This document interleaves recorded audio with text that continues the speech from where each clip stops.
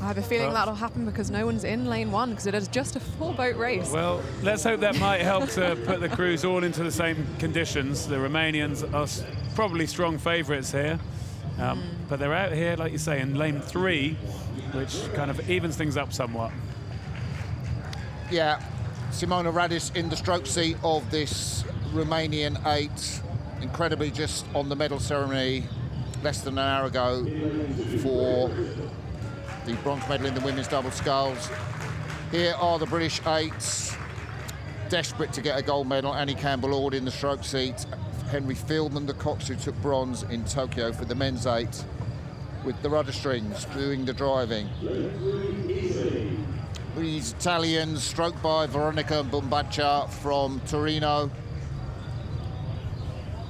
Got a great win against the British. They were so frustrated at that win. They got rode through by the Italians at Varese a couple of weeks ago. And the Germans, fantastic to see the Germans. Annalena Fisch, the 22-year-old from Wannsee, Berlin, in the cox's seat, doing the driving. She's on the left of your picture now as you look. Nora Poiser in the stroke seat. So, we're hearing there might be a delay in the start. We can hear the heartbeats, but some clock or something is down. It's a tough time to have a delay, isn't it, when you're sat forward with the blade square in the water? Yeah, we just saw Harriet Wappler-Nehmeyer, the beach sprint rower and under-23 athlete who's come into the German 8 in the bows. Now we're hearing the call over, so we know whatever that delay was is over. The shoes disappear and the crews get away for the last time here in Szeged. And all crews getting away smoothly into this strong cross. What's the British tactics, Imogen? Do the best race they can, A to B as fast as possible, I think. I mean, this is the blue ribbon event. It's the women's 8 final race of this regatta. I think the Romanians have had a good start, but they have a lot of tired legs in that boat. They've got silver medalists from the 4 yesterday. They've got the European champions from the pair, and they've got a bronze medalist from that women's double stroking that boat. A lot of races in those legs. Yeah, the Romanians are the reigning European champions, so they're the crew to beat. But the British and the Italians, I think, will be pleased with the way they've started here and pretty much to be with that Romanian boat.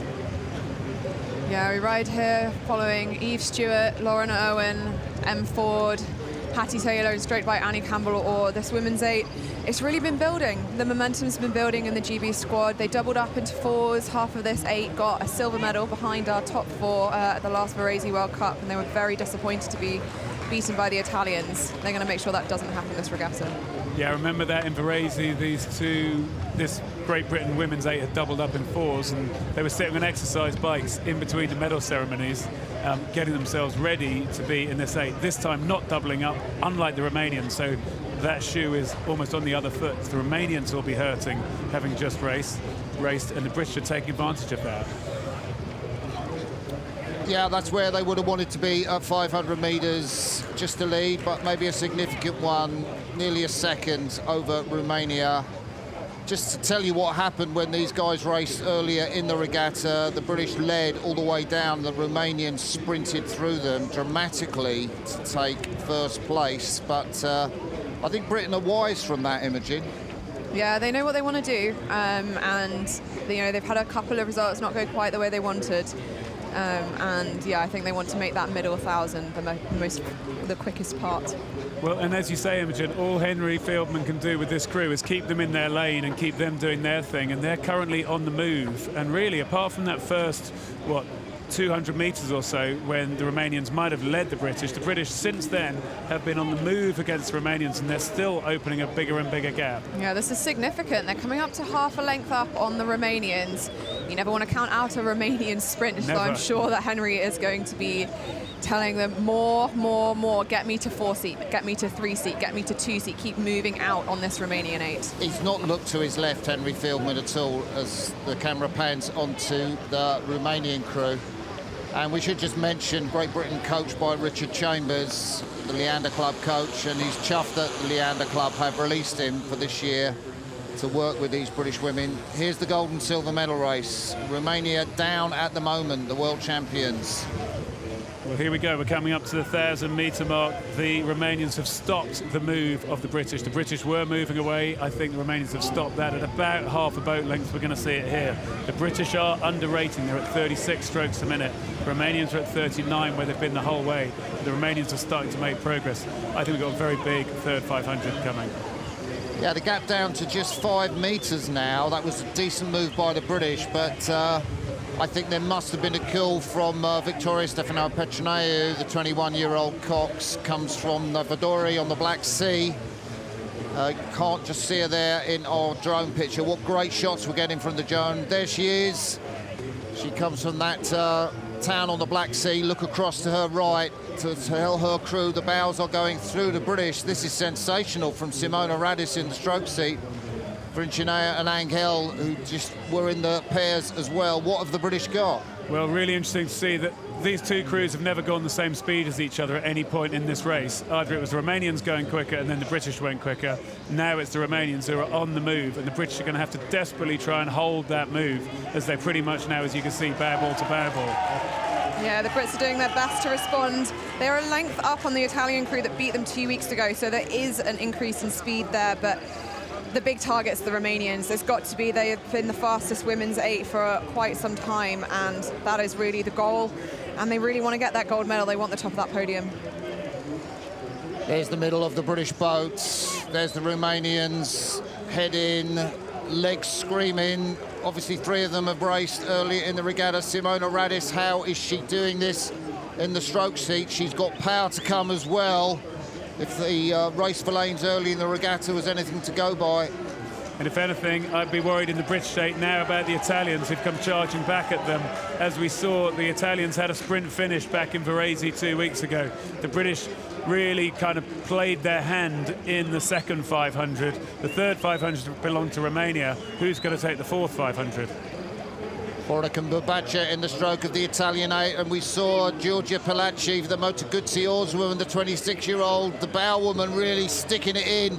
Last regatta in Varese, the British try and hang on to that silver medal position ahead of the Italians. There's the stern of the Romanian 8 as we come up to the finish in the last quarter.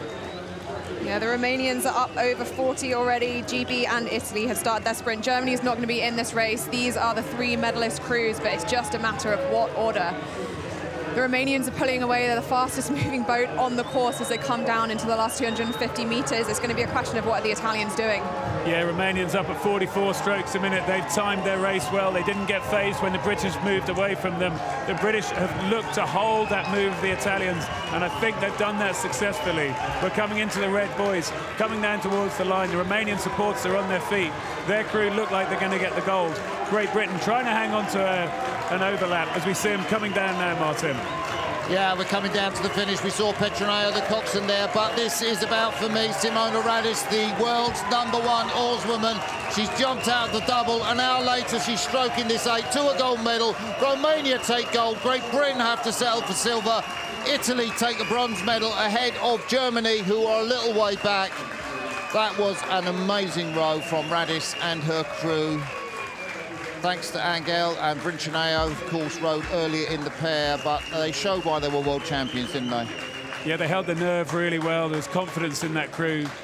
Got to say, good effort from Britain to go at them in that second 500 and then take the risk, really, because, you know, it's interesting what you said, Imogen. Is this progress for the British 8? Of course they want to make progress. They've got themselves in front of Italy now, but how much progress do you think that is? Yeah, I mean, look, they weren't beaten by the Italians this time around, so that's certainly progress. You know, it's been a headwind, it's been a crosswind, there's been some difficult, I think, differences between the lanes. They've done their best to minimize that, but ultimately Romania were able to really lengthen that out in the second half here. The thing is about the British, they were doubling up in 4s and then going back for the 8s. So they had more tired legs, and I don't know if, like, is that like 2/3 of a length difference? Is that a worthwhile difference? They would have wanted more on the Italians, is what I'm guessing. You always want more, don't you? Fair enough. You'd love to win by clear water, but that's not that exciting.